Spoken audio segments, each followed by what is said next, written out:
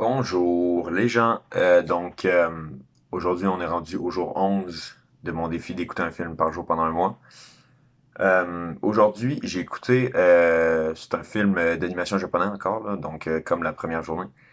Le film que j'ai écouté, c'est Perfect Blue. Donc c'est un film qui m'avait été recommandé là, par quelqu'un que je connais. C'est ça, j'ai vu ça. C'était vraiment un bon film. C'était 1h20, c'était vraiment pas long. Comparé aux autres films que j'ai regardés, là. Je trouve que c'est le fun, les films de 1h20. Parce que je trouve que ces temps-ci, on a trop de films de 3 heures, de 2h30, là, que ça prend genre, que c'est super long à regarder. Tandis que là, un film de 1h20, c'était court, c'était efficace. Je vais peut-être résumer un peu le synopsis du film, là, parce que je pense pas que c'est un film que beaucoup de gens connaissent. Ben, beaucoup de gens, c'est que les gens qui regardent plus ces trucs mainstream connaissent.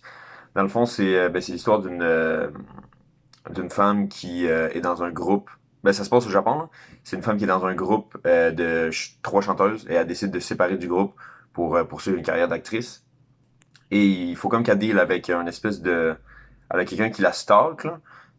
Ça devient très psychologique. Il y a beaucoup d'éléments de... Surtout vers la fin du film, ça va de plus en plus dans le... Tu sais pas ce qui est vrai, tu sais pas ce qui est faux. Tu sais, puis elle a des hallucinations, tout ça. Donc c'est vraiment intéressant comme film. C'est ça, si vous l'avez pas regardé, je vous conseille de le regarder, parce que là, je vais aller dans les spoilers un peu, hein. Donc c'est ça, c'était vraiment bon. Je m'attendais pas vraiment au twist de la fin, quoique tu sais, ça m'a pas super surpris, mais c'était quand même intéressant là, de se rendre compte que parce qu'au courant du film, elle a comme une espèce de dissociation, là. Elle se voit elle-même quand elle était encore chanteuse, elle-même qui se dit ah t'aurais jamais dû être actrice puis tout ça. Puis à la fin tu te rends compte que la personne en réalité qui qui lui dit ça, ben en fait c'est sa manager, là, et c'est elle qui a des illusions par rapport au fait que sa cliente elle a changé de carrière.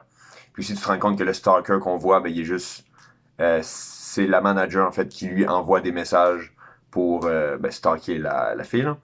Donc c'est vraiment intéressant. Aussi, il y a beaucoup de scènes, j'ai pas envie, je sais pas si je dois dire le mot là, mais des scènes un petit peu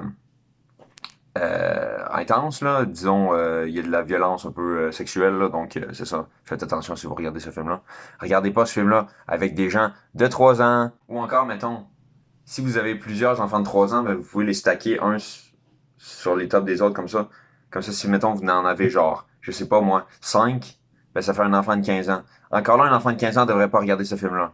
Peut-être plus, genre, prendre 6 enfants de 3 ans, tu les stacks de même, ça fait 18, ils peuvent le regarder. Mais c'est ça, c'est un film qui est très cru aussi, là. Ben, tu sais, à la base, c'est un espèce de... Comment je peux dire? Je vais pas dire meurtre et mystère, mais c'est un petit peu ça, parce qu'il y a des meurtres, fait que là, t'essaies de décider c'est qui. Ben, t'essaies de deviner c'est qui a fait le meurtre.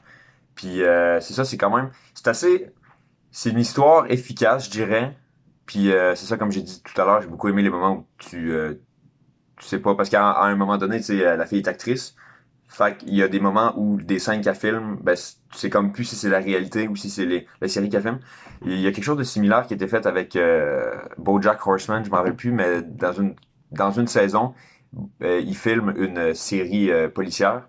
Puis à un moment donné, il sait plus ce qui est dans la réalité ou pas. Faut que lui, c'est causé par une addiction à la drogue, tandis que là, c'est causé par elle qui sait plus vraiment qui elle est, là.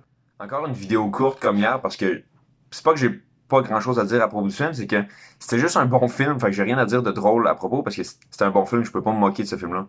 Et le réalisateur qui a fait ça, c'est Satoshi Kon, je pense. Je pense.